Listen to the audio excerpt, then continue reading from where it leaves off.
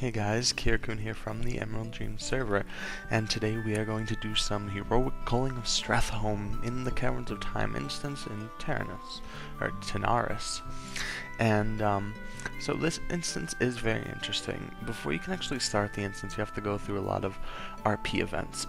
The first one you'll have to do is finding these plagued grain barrels, and how the instance starts is Chromie will give you something called an arcane disruptor, as you can see my mouse cursing over now. And what this is you have to find these glowing grain crates, and you have to click on them. And after you click on them, they'll show that they're plagued grain barrels. After that, you walk up a little bit, and you'll have to talk to Arthas. He'll go through some RP stuff. It's a lot of RP stuff, so you'll have to wait and before you can actually start the real instance. But he will eventually stop talking.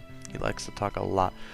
And you'll head into the instance to start your instance. So soon enough, we will be at the first boss. I will see you there. Okay, so we are now running to the first boss, Meat Hook. And how you get to the first boss is you have to kill 5 of these waves. And if you don't know how Culling of Stratholme works, or Culling of Stratholme in general, you have to kill waves of enemies in order to get to the bosses, 1 at 5 and 1 at 10. So here's Meat Hook. He is the first boss. He can be hard for some groups, but others easy. Now, he has a few moves you need to worry about. He has something called Disease Explosion.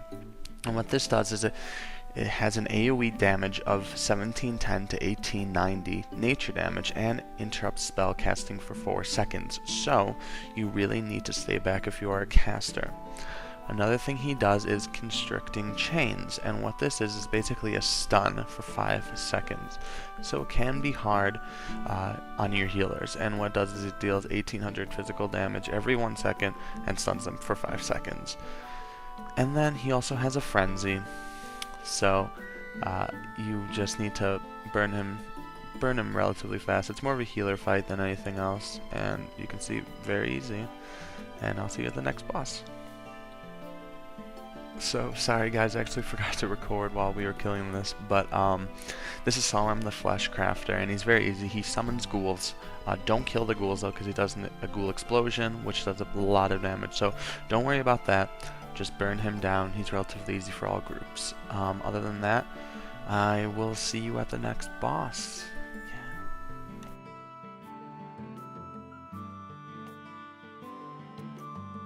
Yeah. Okay, so we are at the next boss, Chronoloord Epoch, and he does a few moves, and I will go over them while he does his little RP thingy here. So he does something called Curse of Extortion, which increases the cost of spells and abilities by 100% for 10 seconds. So that's not good. It'll make you, have to rest more, whatever. You can't cast as much. He also does a Time Stop, which stops all time within 50 yards for 2 seconds. Not too bad, it's a 2-second stun. But he also does a Time Warp, and this slows down and reduces attack speed, casting speed, and movement speed by 70% for 10 seconds. He also does a bleed effect called Wounding Strike, and this is just a bleed 2000 damage every second for 4 seconds, plus a mortal strike. But you can see that he goes and he does this thing, and that's the Time Warp, where it reduces everything. Other than that, burn him. I don't think many groups have problems with him overall, but he can be tricky sometimes if you get that stun in a bad time, if your tank's not good or your tank's a little lower. But other than that, I will see you next at the Gauntlet and the next boss. Okay, so we are here at the Gauntlet, and I thought I would explain how the Gauntlet works. And if you've ever been to Shattered Halls on Heroic, that's more of an example of how this would work. But the main thing you want to do is go through here quickly, because you probably won't have too much time. We had around 7 minutes, which is a lot of time, but you might not have that much. But if you have a good tank, a really good tank can run through here, not a problem. If you have a good healer. We actually had a really good healer. Our tank was a little bit under-geared. He was good for heroics, but I wouldn't put him in max yet. And other than that, you really just need to go through. AoE down the risen ghouls, I believe they're called, and then go from group of elite to group of elite. You don't want to have any downtime here. It's very simple to do. Other than that, you just want to go quickly, but not too quick, because some groups can't deal with going too fast. And I've actually wiped on this portion before, which isn't good, because then you won't get the timed event. Other than that, be careful here, because you don't want to wipe. Arthas will accompany you and help you kill enemies, so just take it, have a good pace through here, unless you're a very good group and you can go speedy quick. But other than that, I will see you at the extra boss. So we are now running to the additional boss. Now remember, you need to do this within the time in order to get this boss. So instead of turning right like you normally would to go to Mal'Ganis, you want to keep running on the path, and you will eventually hit the extra boss, who is called the Infinite Corruptor. Now, he is way too easy. I don't even think he's a challenge. There's nothing to do with him. He also drops an extra badge, as well as the Bronze Drake, which is what you're all here doing the timed run for. So he does two moves. He does a Void Strike, which is just a bit of damage, and something called Corrupting Blight, and this just takes a maximum amount of health down over time. But other than that, he's really easy. Burn him. I think I end up doing 4k DPS on this fight. I think my recount pops up, and it's too easy. So it was a challenge when Wrath first came out to do these heroic Culling of Stratholme runs, but now it's just too easy. Yeah, so I'm popping up my recount here, and you can see 4,018 DPS.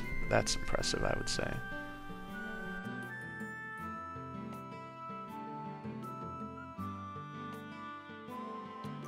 So we are now at Mal'Ganis, the big baddie of Culling of Stratholme. And while he goes to this RP event, I will talk to you about the moves he does. Now, you want to keep him turned away from the group, because he does something called Carrion Swarm, which you can see hit us, and it does a lot of damage. It's a frontal conal AoE, so just keep him turned. He also does a Mind Blast, which is just a straight damage. He does a Sleep, and this can get messy if it goes on your healer. So as you can see, it just hit our healer, but we have a good tank, so it doesn't matter. But that Sleep lasts for quite a while. It lasts for 8 seconds, which is a long time. Actually, it might last for 10 seconds. But he also does something called Vampiric Touch, and this heals him. So other than that, not many people have problems with him. He drops a few good things. I know he drops Greed for rogues. It's a really good offhand, or main hand, fist weapon. But he is a very easy fight, and just again, remember to check out kirawow.blogspot.com. You will be updated daily and have all your hunter news. There is now a full write-up on my marksmanship spec, as well as my pet spec. If you don't know where to get the loot from this boss, you get it right from this chest here. Other than that, have a great day. Thanks for watching, and remember to check blog, as well as subscribe and rate my videos. Thanks, have a great day.